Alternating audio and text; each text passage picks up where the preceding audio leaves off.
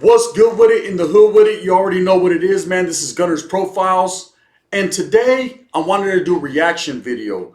I wanted to react to the Dubs channel, man. And I wanted to react to a video that I think we should all see. Something that's never happened on YouTube ever. Something that I commend the man Dub on. And something that I think I might even take a page from his notebook and do myself one of these days. Having been incarcerated for a murder myself, at a young age, and I can understand and identify, what goes through his mind every day.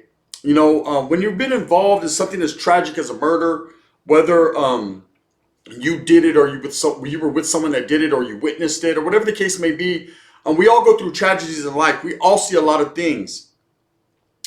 And Dubs, has told me a story on numerous occasions. It's never changed up. It's always been solid. It's always been very informational. And I can see it as a form of therapy for himself as well as me. Having been able to identify with a lot of the key characteristics of his story. But this man literally went to the location where he picked up his case, where he picked up his murder at a young age and recounts it. So I wanted to kind of react to it with you if you haven't seen the video. If you have, bear with me. If you haven't, make sure that you tap into the Dubs channel and watch it yourself. But let's react to it because I want to see this video. The night I killed a man on location, he literally takes us back to the spot where he committed his murder. And I've never seen anyone do that on YouTube. I've never seen anyone. I've heard people tell their stories. I've told my story. I've never seen anyone actually take you to the sacred grounds of where this murder was committed.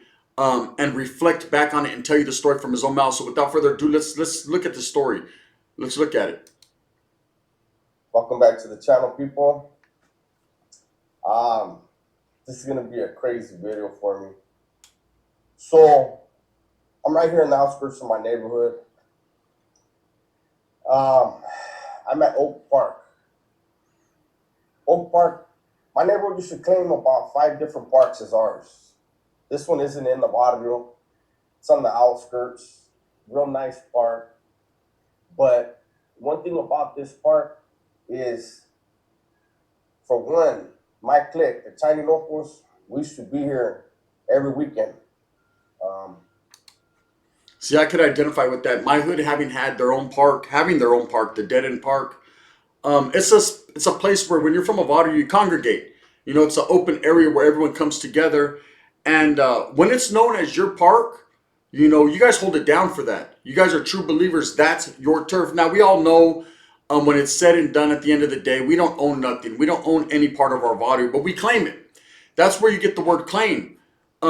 If you claim something to be yours, it's yours. And you're going to stand your ground for it. You're going to defend it. You're going to defend your body. Defend that park. Even though that park belongs to the city belongs to the state belongs to the people. We actually do have our claim in it, but just saying that, I could understand and identify with where he's going. But let's listen to some more of it. That 5 months that I was out, I don't know, before that and after that, they probably, well, I don't know about after. But this place right here, this part of the park, we called it the chimney because of that right there. And everybody knew that you would find the Tiny Locals, but the Tinies, you would find us at the chimney. Now, let me sit down for a minute. Let me adjust this.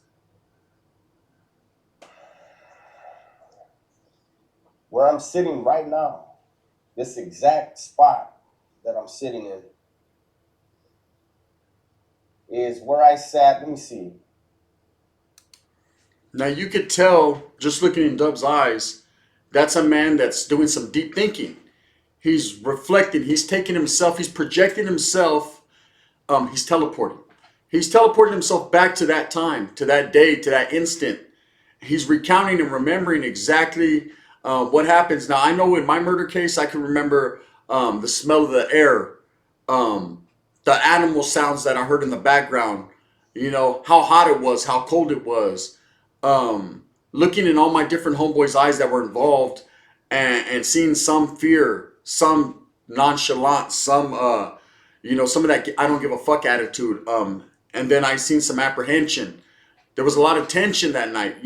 We were committing something that literally, as younger kids, young adults, we didn't want to do. But we were placed in that position where it's going to happen. It's going to happen now. Um, Hearing the sounds and feeling the vibration and knowing what was going on, I could see that right here in Dub's eyes. I could see him reflecting back. You know, these are not the eyes of a killer. These are the eyes of a man that truly is humbled and truly has changed his life, but will never forget. Let's get to it. 30 years ago, almost 30 years ago to the day, this is exactly where I was sitting just a few hours before I killed the man. The murder I went to prison for, let me say. Right? And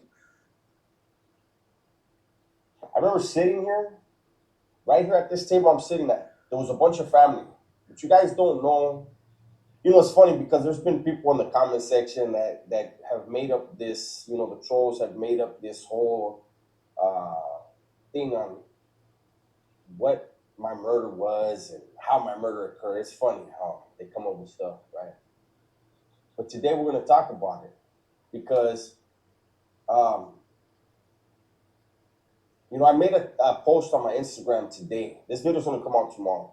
I made a post on my Instagram today because I'm pretty much to the conclusion that. Okay, and this is something myself and Dubs discussed personally.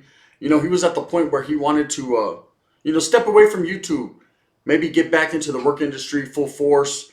He's a very conflicted man, not conflicted with the ways of his thinking or his knowledges or his intelligence, but having known him and talked to him personally, constantly, daily, he might even call during this reaction, man. If the phone rings, it's probably Dubs. We correspond like that. We work together. We're a team. He definitely was conflicted the other day. We sat down, had a conversation, and I told him, if we're going to be in it, we're going to be in it to win it. And that's when he decided, to work it out and to roll with the punches and to understand that it's not always easy. It's not always gravy. And he has enough intelligence and understanding to recognize that. No matter how hard it gets with trolls or people that feel a certain way, we're going to continue on the continuous on. And that's because, we have firm beliefs in unity. We have firm beliefs in the raza. We have firm beliefs in ourselves. And if you can't help yourself, you can't help no one else. But in order to hit that goal of helping other people, which is going to achieve our set goals, we have to help ourselves first. So he's definitely conflicted at this point with that. But we're going to get to the story of his murder. Again, this is a man that sometimes I say he's an overthinker. He overthinks things just because he thinks a lot. But that's the type of man that you should be, or woman. Think about things before you say them. I may be done with YouTube. Not because I want to, but because YouTube has decided that they are not going to send notifications out for my videos. Look at my videos. I have almost 40,000 subscribers on this channel. And I struggle to get 5,000 views. And it isn't because you guys don't want to watch it. It's because they're not sending notifications out. People are telling me all the time, I'm not getting a notification. I'm not getting a notification. I go through the same struggle.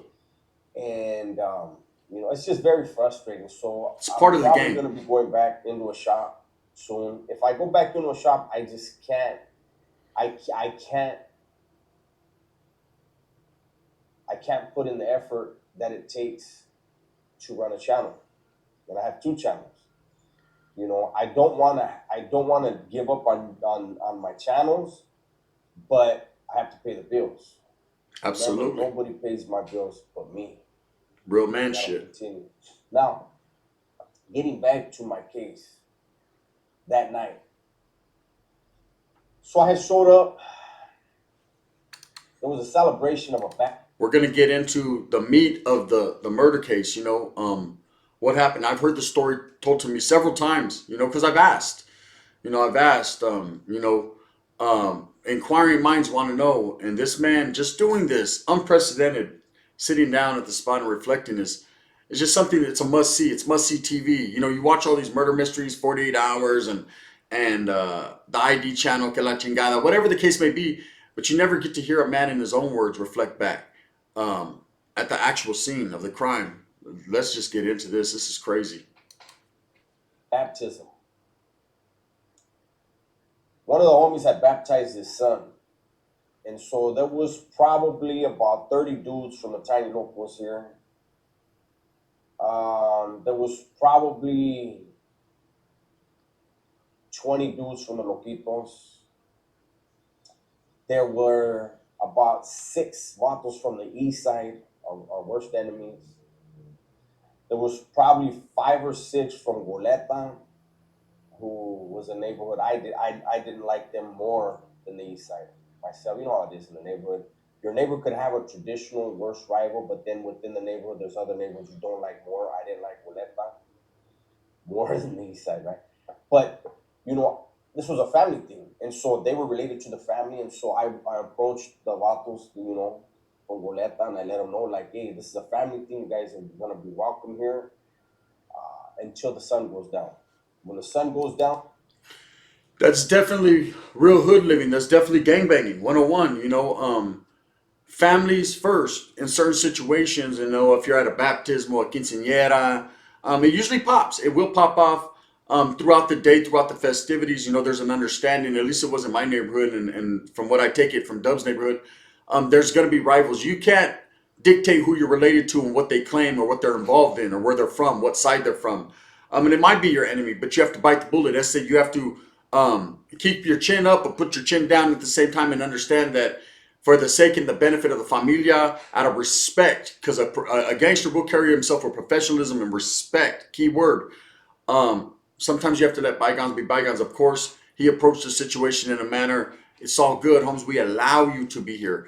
But when the sun goes down, the guns come up. leave with the families. And I told the east side the same thing, and everybody understood, and we were chilling. And we had a cake, a bunch of food, bunch of beer, bunch of music. Mariachis used to walk through here, $20 a song, getting their money. And I remember sitting, like I said, right here on this spot, and I was playing dominoes, teams, and it was me and this dude I had never seen, and then it was my crimey. Well, they both would have had to be my crimies, and we were playing teams, dominoes, right? But the vato on my team, I didn't recognize him, like I said, and I thought maybe he was a youngster. I just didn't know from the neighbor. Now, I say youngster, I was only 19, but there were homies from the Loquitos here with us, and they were younger than me, 14, 15 years old. So I figured, okay, maybe he's from the Loquitos. But I remember he had his mouth was busted. He had a cut right here. And I was thinking, like, damn, man, what happened to his mouth? Well, my crime me, the one that wound up snitching on me, he Mm-mm-mm. looks over and he goes, "Hey, what Ain't happened that to your always the mom?" case? And my crime me, he was a big dude, and he was like, "Hey, what happened to your mom?" No, This is like I said, he's getting into the thick of the story, and that I've heard before, and it's gonna get real interesting right now. It's funny that he says my crime me that told on me. Isn't that always the case, Gente? And that's why that old saying goes, man, you can't tell on yourself, Holmes. Do your dirt on your lonesome. But of course, when you're from a body or a hood, you're thinking everyone has the same like-mindedness. Everybody is agreeing. Everybody's on that same page. But that's never the case. At the end of the day, excuse me, I got the burpees. Vatos will throw you up under the bus. Um, because they can't be away from their old lady. They don't want their old lady to go sleep with Tyrone. Um, but let's trip out on how it goes. no, I take that back. He asked him, he goes, "Hey, Holmes, what's your name?" And the guy, because he wasn't talking, all of us were talking bullshit except him. And he said his name, and my crime says, "Where are you from, Holmes?" And he says, "I'm from the east side." I liked it. He didn't pee on himself, you know. He said where he was from, so I thought that was feedback. I respect that. And my criming again, he's a big dude. He had hands. Well, he had power in his hand. He had a good knock on him. And the first thing he says, I should have known by that way your mouth is busted up that you from the east side, this and that. So he went on. It's isn't it funny, you know, sitting here reflecting and listening to the story that the man that hits him up, that has something to say, that's feeling some type of way, ultimately is the one who told. Whereas the one who thought it was firme, that the vato was standing in his ground and holding his own, a man of unity, a man of reflection, a man of realness, you know, respect, feels a totally different way. He sees the gangsterism in it, whereas the other one sees a chance to chase clout or a chance to hold it down from something ultimately he truly didn't believe in because he told. Right? And the vato, was like, hey, Holmes, what's that all about? We're playing dominoes, we're at a family thing, this, and that. And my crime, tried to bully him after that a little bit more, right? And then I told him, I said, hey, Holmes, why don't you shut up, man? You know what I mean? Like, the Exactly. vato's not doing nothing. There's a few of his homeboys here. The boss is from the G here. You know what I mean? This is a family thing. If he sticks around when it's dark, then we'll deal with it. But right now, leave him alone. He's my partner and we're whooping you guys. So quit crying, right? So he was mad. He said, "Quit crying." Down What the stupid. now, Under the West Indies. a story came up. And I'm not going to go into the details of the story. But the way the story basically went down was this. The night before, on the other side of this, so you go down the park here and there's a bridge. And that's the bridge we took to get to where the murder happened. Now we're getting into the mix. Again, I love the way that Dubs is setting placement. He's giving you a scene. You know what led up to it, not just hey, we went, oh, we smoked this guy. This is how it happened. We hear that all the time. You know, half of it being untruth or non-truths.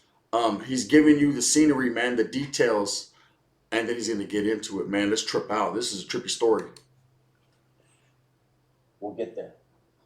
So my crime, this one and a few of the other ones that were actually here the night that this occurred had been on the other side of the bridge, and they were waiting to get picked up by some other homies.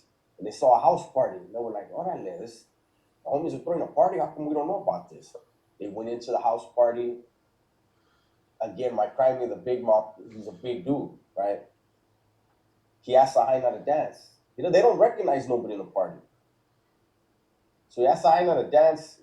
She's like, yeah, she gets up, they're dancing, and vatos around him start throwing up east, right? So the east side. So the family was like, what the fuck? So he immediately walks over Wrong to the party. DJ. DJ back then, those of you that were around that know DJ Oswaldo. I don't know if they used to call him, his name was Oswaldo. That dude was bad. So he walks over and he goes, hey, hand me the microphone. And Oswaldo's like, hey, come on, don't, because this dude's known, right? Hey, come on. And he's like, hand me the fucking microphone. So he hands him the microphone and tells him, turn it on and turn the music down. So he does. My crime goes on to disrespect the east side. Tell him that anybody that has a prop. This guy was gangbanging.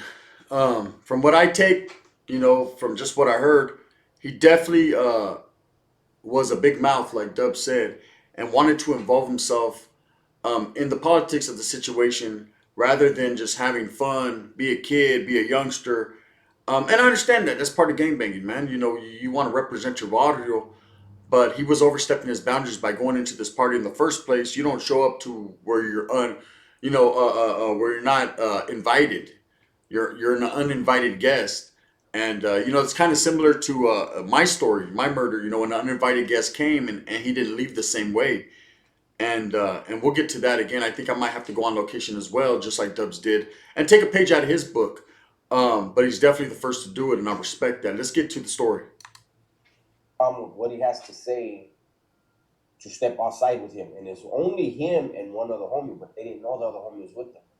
Because he was from the Loquitos, got jumped out because he wanted to be able to party with all the different cliques. Porque they said, let's party. They didn't realize he was. So We go titties, hunters and fitties. But nobody stepped up. He gives the mic back and he's disrespecting all these dudes. And one of them from the east side was like, hey, Holmes, you know what I mean? Like, why don't you kick back? And my crime was like, why don't you shut the fuck up? Like, you don't like what I gotta say, let's handle this shit. Where you're mad at, get off. He tells my crime, let's go outside. He ain't playing. He's from the East, that's My it. crimey, boom, head straight outside. Right. The other homie is by the door, and like I said, they didn't realize that he was a West Sider. He's watching. The vato that called my crimey out starts telling his other homies like, "Come on." They didn't want to go, and he's like, "Come on, we're just gonna jump this fool." They all head outside, all three of them. It takes me back, listening to the story, to Blood In, Blood Out. We're fighting ourselves. We were. You know, as a young kid, we were fighting ourselves. Again, the party was all good until someone said something, huh? No one would have ever known or ever tripped. It's funny how there always has to be that one that has to trip and say something and ruin a good time. And now it's gotten to this point, they're going to jump this individual. And then ultimately it's going to get to the point where Dubs has to do 24 years in Pelican Bay, in New Folsom, several other prisons, man, all because one guy couldn't hold his own or just felt he had to gangbang. It affects a lot of people, families, so on and so forth. Well, let's trip on it. The fourth one is going out. It was four dudes. The fourth one is going out. The little homie by the door steps out behind him, starts to go down the stairs with them, or out the front door, excuse me, out the front door with them. The last vato pulls a pipe out of his pants to try to hit my crimey. And when he pulls it, when he reaches back, the little homie, who's another one of my crimies, snatches a pipe out of his hand and hits him in the head with it. When he hits him in the head, the car that the homies were waiting to pick them up, it was a Volkswagen, pulls up, boom. They jump out, and while the East Siders were planning on trying to jump my crimey, They turned it on we him. basically all took off running when the car pulled up, except one. And they left him hanging. The other ones inside the house didn't come out and help him. He got stomped out. They didn't hurt him bad. They stomped him out. They broke something on him. I had nothing to do with it. So they're telling me the story. Again, gente, you heard that? I had nothing to do with it. And it's always the guys that weren't there or weren't involved in the incident that sparks the fuse is the one that is the flame, right? Um, and that's just being real, man, in the neighborhood, you know. And then you're looked at as you know, a lot of your homies will look at you with respect, but a lot of will look at you like, I'm not trying to be around you. You're too much. You're too crazy. Yet they'll go start these problems, and they're situational problems, and they need that one to come defend them. It's the way I look at it. It's just very unfortunate it goes like that, but it's a repeat thing. Right? And I'm irritated that they're telling me the story because I know it's not even a big deal, but they're saying it because this vato on my domino team is from the East Side, right? So I hear the story and I'm like, doesn't matter. Like, fuck this story. You know, the vato's from the East Side. Stop talking about that shit. You know, like I said, when it gets dark, you know, then whatever happens when it's dark, it happens. But there's family here. We're gonna leave this shit alone. Okay. Now the reason why I'm telling you that story is I didn't realize until I was in the county what happened next. What happens once I leave this park and I'm gonna take you to the apartments next? It was all because of that night before, that incident the night before. This Bob, Direct result. the one that snitched on me. People came in retaliation the next night. And now I'm gonna take you over there to those apartments and we'll talk about what happened there. So, what you guys want to bet that's Dubs? Show is. We're gonna end this and get to part two because that's Dubs. He probably wants to talk about this situation right here. It's a very interesting story. Make sure you guys tune into part two as I react to it. React with me. We're gonna go to these apartments where this murder occurred. Again, this has never been done before. This is something that you guys must all watch. Make sure you tap in with Dub's channel and watch this in its entirety. We're going to get to part two tomorrow. With that being said, I hope that you guys move smooth with a purpose, get everything you want coming to you. I hope that this opens your mind up and you can sit down and really hear some game by the person who was involved and done it. The gun. Bang, bang.